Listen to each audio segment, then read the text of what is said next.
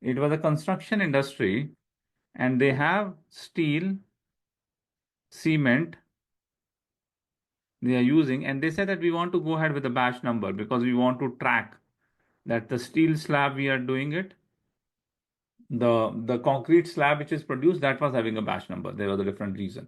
I'm talking about the raw materials. Raw material of steel and cement, they said they want to store into the batch number. And the consultant also, he said, we asked the business, they said they want to go ahead with the batch management. And that's why we mentioned the batch management would be used. That is not a consulting. That is, you are just a configurator. You don't call yourself as a consultant. If you are just saying, okay, business told me to do this and I have done this, then you are not a consultant. Then you are a configurator. Somebody has told you to do some config, you have done it.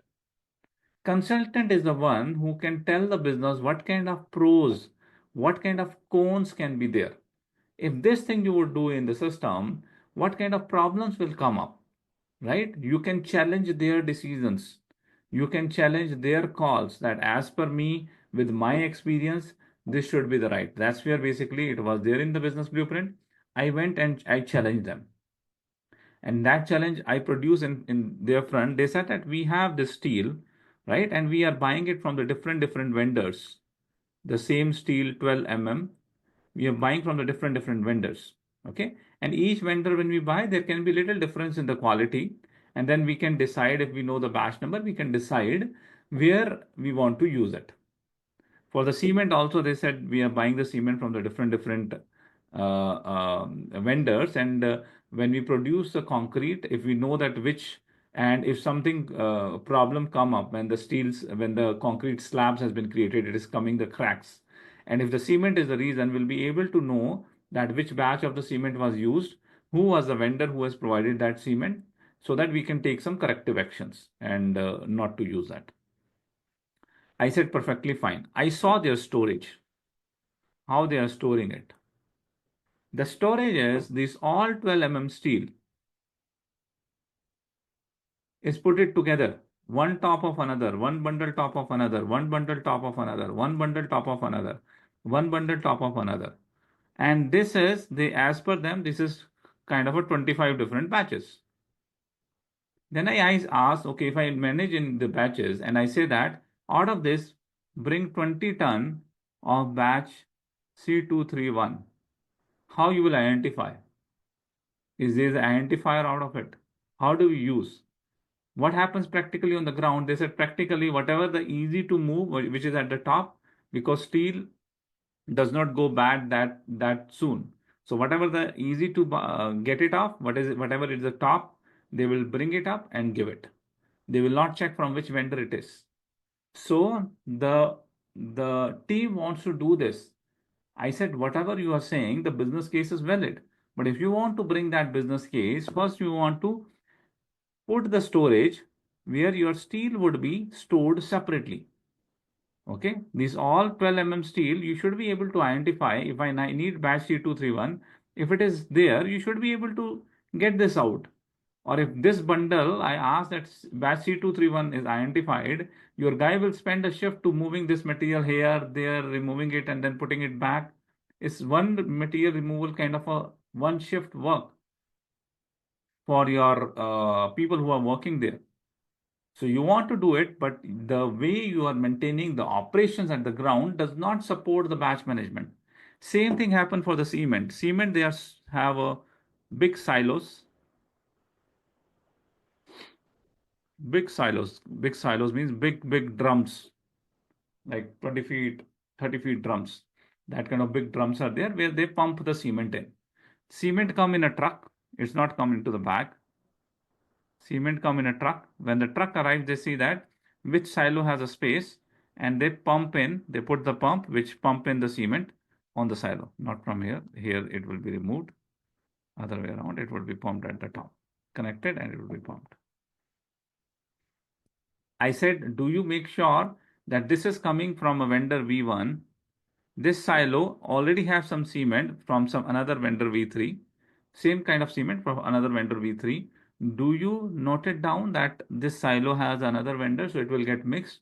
I need to consume it first, and only I need to put cement from a one vendor in one silo. They said no. V3 vendor cement is there, we'll pour more cement, we'll pour more cement, we'll pour more cement. So in this silo, your vendor V1, V2, V3 cement is mixed. So when you are consuming it, at the time of consumption, you don't know which cement you are consuming it because this is all mixed. You cannot differentiate it until unless you say that I have three vendors, all three vendors, there are three different silos created for them, and we take it there and we consume it from there. There also, the one vendor giving the cement can have a different batches, B1, B2, B3. So you will be able to know which vendor, but you will not be able to know which batch from the vendor. Maybe vendor cement, he has provided a particular lot. Vendor told, Bhaiya, the batch B2 I have given to you has a problem. Now we have the batch B2 is all mixed. We don't know. If you want to remove them out, you cannot do that. Right? It's all mixed. So storage, it does not support to actually maintain the things in the batches. Exactly same problem happened when we were doing in Africa for one FMCG company. One of the warehouse distribution center, which is managed by the third party, there it was considered that the batch management need to happen it. And in the location which was there inside the, we have one warehouse which is inside the factory, that also we consider we need to go ahead with the batch management. Now, the location which was there inside the factory, that was in very bad shape. The storage cannot be done, but that was an 18-month project. So they spend 12 months to make sure before we go live, they put the racks in place, they put the storage that kind of way that support the batch management. Believe me, implementing batch management in the SAP system is very easy. You need to do some configuration, batch management, tick, create inventory, clapping, and done. But actually maintaining at the shop floor, actually maintaining at the ground has a lot of challenges, which you need to know as a consultant. So that we identify that the third party distribution center also has a problem and our inbound warehouse also has a problem. We ask third party, you take the action because after 18 months, the batch management will happen.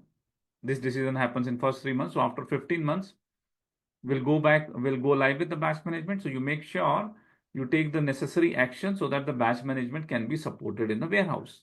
Similar action we take for our inbound warehouse also. Our warehouse, outbound warehouse, finished good warehouse, which was there within the factory premise. So within the factory premise, all the actions was taken. We went live successfully. The inventory was managed in the batch. The racks was built, and whatever the material batch was required, we were able to remove it, load it into the truck, and we were able to proceed ahead. But when we went live, we completely got stuck. That the distribution center, and it was a dedicated distribution center for that company, their operation efficiency was dropped by 70%, which means earlier in a day, if they were able to make 100 shipments, after go live, they were only able to make 30 shipments in a day.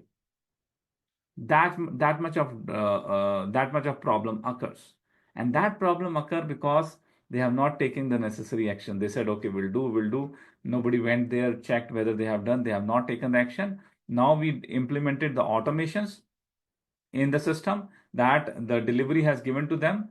Earlier delivery was coming saying that this material give 200 quantity. They were going and giving. Now we are telling this material, this batch give 20, this batch give 50, this batch give 40. Now to identify in their warehouse, it's not that easy, right? And they cannot change the batches. That was a restriction. So they need to go, they need to find, they need to remove the material, find the batch, put the material in. That was a huge activity. And the customer deliveries was dropped by 70%. After a month, it was taken a call. Actually, the delivery was stopped. That warehouse was stopped for a week or two. And then they have properly arranged the warehouse, whatever the necessary actions was taken, that was taken. And then they proceeded ahead. So that was actually a go live failure for that distribution center. Right? That's where basically the SAP can help you. But if you don't take the decision correctly, if you don't put the processes correctly, if you don't design the processes correctly, it can be a failure for you also. Okay, it can be a disaster for you also. If I talk about that particular distribution center, it was SAP implementation failure. And it is not SAP as a product which got failed. It's as a consultant, as an implementation team, you failed.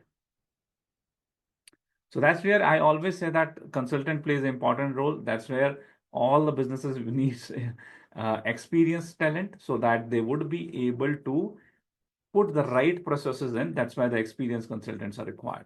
So that was a quick story which I have told you about, that how the things can go bad after the SAP implementation and the importance and the role of consultants. Any questions you have, please let me know.